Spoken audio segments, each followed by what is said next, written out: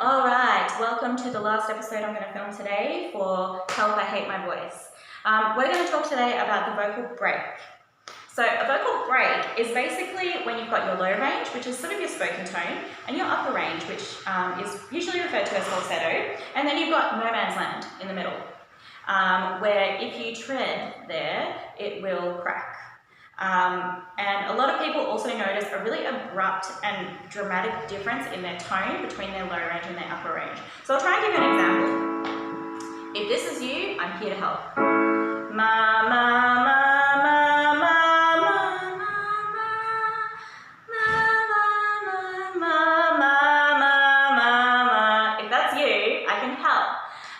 But basically, so a little bit of anatomy. You can do like 2 times speed on YouTube if this is really boring, but it's good to know.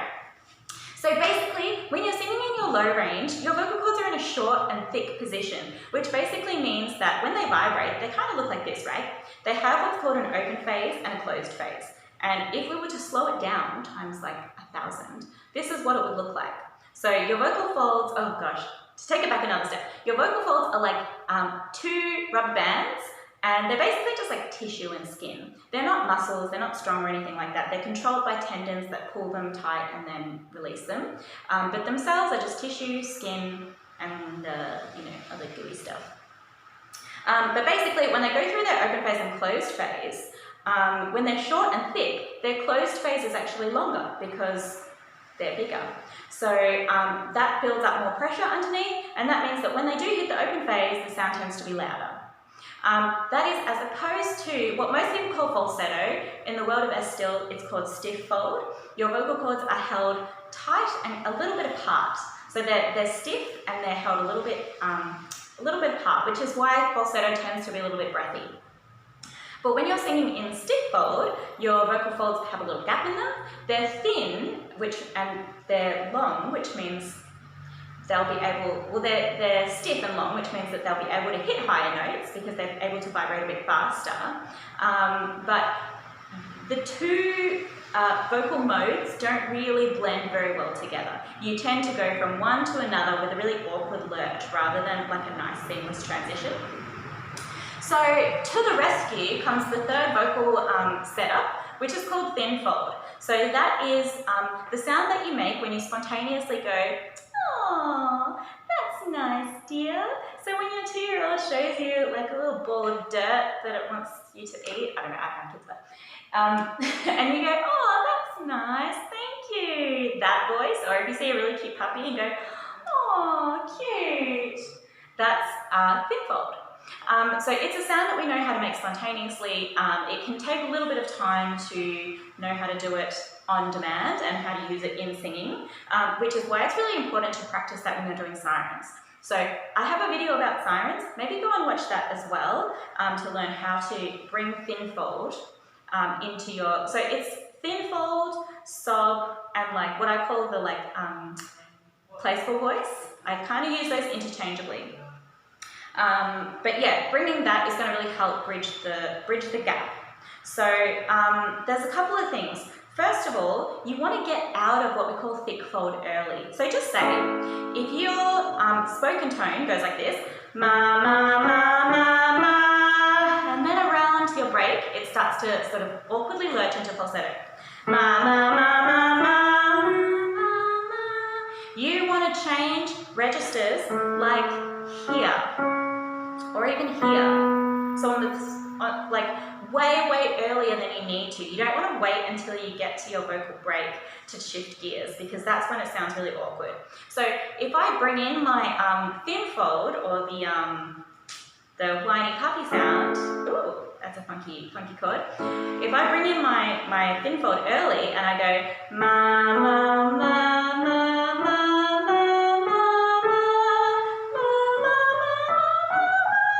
you can hear how I was starting to think, "Oh, that's nice, dear," and it was getting me out of my thick fold funk.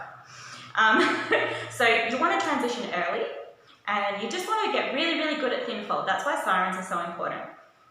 The other thing is if you don't really have an upper range except for falsetto, there's going to be no sort of elegant way to transition from your lower register into your upper register. So all I can say is thin fold, thin fold, thin fold is going to save you. So do lots of sirens. And if your voice breaks as you're sirening, introduce more of that silly sound. So think, oh, that's nice, dear. Or even try being the little kid who just got told they can't have McDonald's. Oh, it's not fair. So bring the volume down. Just remember, we can only work on one thing at a time. So if you're trying to project and you're trying to get words right, and you're trying to like sing with a certain tone and a certain meaning, it's all going to start to become unmanageable. So we're just doing one thing, okay? So at a low volume, give yourself a break. We're just going to go like this.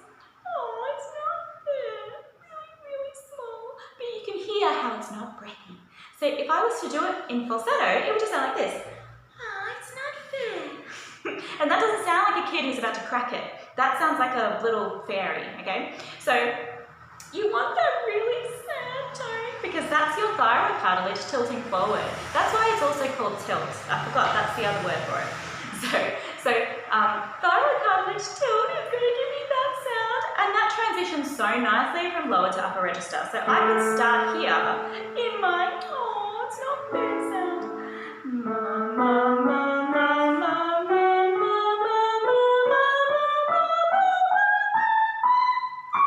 Gosh. Yeah, and that gets me across my whole range without any voice breaks. But get good at sirens. Transition early. Don't wait until your break is about to come and get you. And the other thing is, when you're singing an ascending line, just knowing that your break is coming up can tend to make you get really tight and constricted. So keep your retraction up as well. So it's a bit of a complex topic, but if you've watched the other videos and kind of worked on those on their own, this should hopefully become a little bit easier. So I hope that helps. Please let me know if you have any questions. Of course, I'm available for lessons if you want any. Contact richmondmusicacademy.com.au and we can have a lesson and we can talk about this more and I can help you with your voice. But yeah, happy singing. Have a good day.